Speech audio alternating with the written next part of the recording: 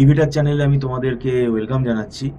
তোমরা যারা আহ, এই 2026 সালে এমবিএতে অ্যাডমিশন নিয়েছো, ম্যাকআউট ইউনিভার্সিটির আন্ডারে যারা ধরো এমবিএ পড়ছো এবারে, দেখো ফার্স্ট সেমিস্টার সম্বন্ধে এর আগেও আমরা অনেক আলোচনা করেছি যে একটা ভুল ধারণা থাকে স্টুডেন্ট গার্জিয়ান উভয়ের মধ্যে। কেননা এমবিএ ফার্স্ট সেমিস্টার ম্যাকআউট ইউনিভার্সিটির যে সিলেবাসটা, এই সিলেবাস আমরা এর আগেও তোমাদের বলেছি তোমাদের কিন্তু আগে থেকে পড়া শুরু করে দেওয়া উচিত।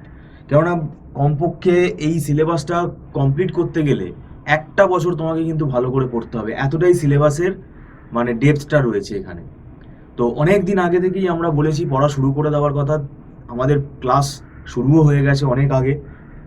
এখন আমরা তোমাদেরকে বলতে চাইছি যে তোমরা যদি পড়া শুরু করতে চাও, সেমেস্টারের এক্সাম এখন দেখো আমরা তাও নিচ্ছি স্টুডেন্ট, কেননা খুব বেশি দেরি হলে আর নেওয়া যাবে না, কেননা হাতে সময় খুবই কমে যাচ্ছে।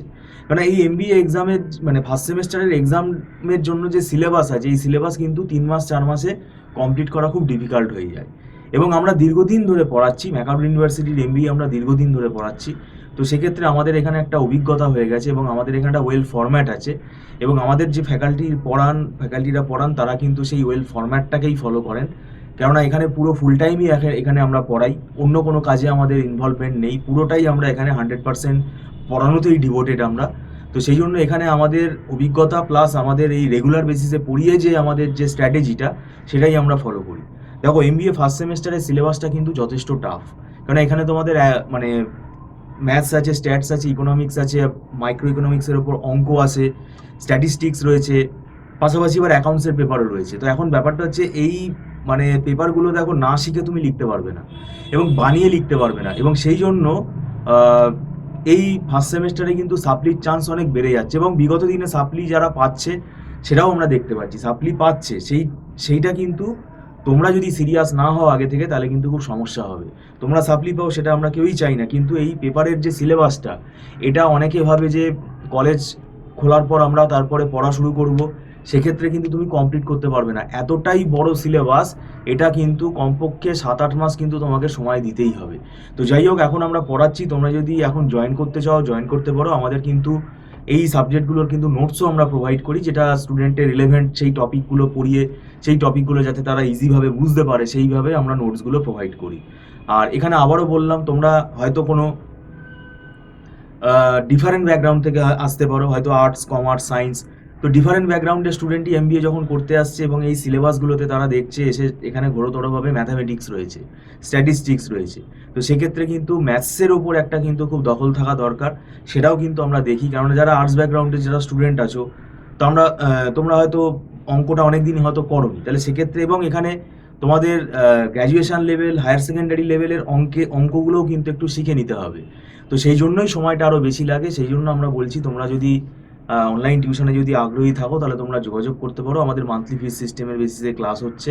আবারও বলছি, এটা আমাদের বলতে খারাপ লাগছে কিন্তু যেটা ফ্যাক্ট সেটা আমরা বলছি, এমবিএ ফার্স্ট সেমেস্টারের সিলেবাস নিয়ে কিন্তু একদমই ছেলেখেলা করা উচিত না। এই সিলেবাস কিন্তু খুব ধৈর্য ধরে সময় নিয়ে পড়তে হবে, তবেই তুমি কিন্তু পাস করতে পারবে। তা না হলে কিন্তু এখানে যদি মনে করো আন্দাজে আমি লিখে আসবো, তাহলে কিন্তু মানে সাপ্লি পাওয়ার চান্স অনেক বেড়ে যাবে। আর তারপর দেখো এখানে আমাদের একটা ফেস্টিভ্যাল সিজন যেহেতু থাকে, কলেজ ছুটি থাকে, ইনস্টিটিউটও এই সময় আমাদের ছুটি থাকে, এই সময় একটা টাইম গ্যাপ তৈরি হয়। তো এই টাইম গ্যাপটা যাতে মেক আপ হয়ে যায় সেই জন্য আমরা বলেছি তোমাদের আগে থেকে পড়া শুরু করার কথা। হাতে কিন্তু খুব একটা বেশি আমাদের সময় নেই। যদি ডিসেম্বরে পরীক্ষা হয়, ধরতে গেলে October November, September October November, এই 3 মাস মতো অ্যাভারেজে আমাদের হাতে সময় আছে। তো সেই জন্যই আমরা বলছি, আমরা এখানে যে দেখো প্রবলেমগুলো সলভ করাই সেগুলো পুরো কনসেপ্ট ক্লিয়ার করে তোমাকে টেকনিকগুলো পুরো শিখিয়ে দেওয়া হবে, তারপর সেই টেকনিকগুলো তুমি করতে পারছো কিনা সেটা দেখা হবে। স্ট্যাটিস্টিক্সের যে কোয়েশ্চেনগুলো, ধরো ইকোনমিক্সের যে কোয়েশ্চেনগুলো, ইকোনমিক্স কিন্তু এখানে কোনো থিওরি নেই, এটা কিন্তু তোমাদের বুঝতে হবে, পুরোটাই কিন্তু ক্যালকুলাস বেসড। তাই ক্যালকুলাস কিন্তু ভালো করে জানতে হবে এবং সেটা কিন্তু শিখতে গেলে অনেক সময় লেগে যাবে। সেই জন্য এখানে আমরা যেহেতু পড়িয়ে অভ্যস্ত, আমরা এই ব্যাপারটা পড়িয়ে হ্যাবিচুয়েটেড হয়ে গেছি, আমাদের টেকনিকগুলো এখানে নখদর্পণে যে আমরা কিভাবে স্টুডেন্টকে তৈরি করব, সেটা আমরা করিয়ে করিয়ে যেহেতু অভ্যস্ত, সেই ফর্ম্যাটেই আমরা স্টুডেন্টদেরকে পড়াই। তাই তোমরা যদি অনলাইন টিউশনে আগ্রহী থাকো তাহলে তোমরা আমাদের সাথে যোগাযোগ করতে পারো। মান্থলি ফিজের বেসিসেই এখানে পড়ানো হয়, আর একদম ছোট ব্যাচে পড়ানো হয় যাতে স্টুডেন্টের সাথে ফ্যাকাল্টিরা সরাসরি কথা বলতে পারে। কারণ ছোট ব্যাচে পড়লে সেটা কিন্তু পসিবল, একদম সরাসরি তারা কথা বলতে পারে এবং বোর্ড ওয়ার্কটাও তারা কিন্তু দেখতে পায়। আর একটা জিনিস বললাম, এখানে বিভিন্ন টপিকের ওপর আমরা নোটস প্রোভাইড করি এবং সেগুলো স্টুডেন্টের যাতে পড়ে বুঝতে সুবিধা হয় সেইভাবেই বানানো। আর তোমরা একটা ফ্লেক্সিবল টাইম অনুসারে তোমরা ক্লাসটাও করে নিতে পারবে যারা কলকাতার বাইরে থাকো।